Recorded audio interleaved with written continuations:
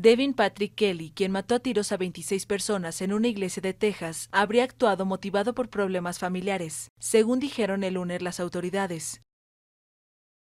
Esto no tuvo una motivación racial, no fue por motivos religiosos. Había una situación doméstica con la familia política. Kelly, de 26 años, abrió fuego el domingo con un rifle de asalto, dejando además una veintena de heridos, en la primera iglesia bautista de Sutherland Springs, una localidad rural a unos 50 kilómetros al sureste de San Antonio. Según las autoridades, el agresor sabía que su suegra asistía a esa iglesia y tiempo antes ya le había mandado mensajes amenazadores. Kelly prestó servicio en la Fuerza Aérea, pero en 2012 fue dado de baja por mala conducta tras agredir a su esposa e hijo. Testigos contaron que el tirador abrió fuego afuera de la iglesia antes de entrar y seguir disparando. Algunos miembros de la iglesia seguían saliendo con sangre en su ropa y en sus brazos.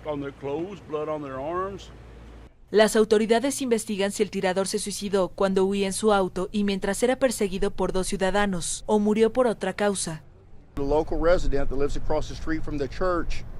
Un residente local que vive cruzando la calle escuchó lo que estaba pasando. Tomó un rifle de asalto y encaró al sospechoso. Cruzaron fuego aquí en la iglesia. Sabemos que el sospechoso recibió un disparo. Cuando tiró su rifle de asalto, se subió a su vehículo y huyó de la escena.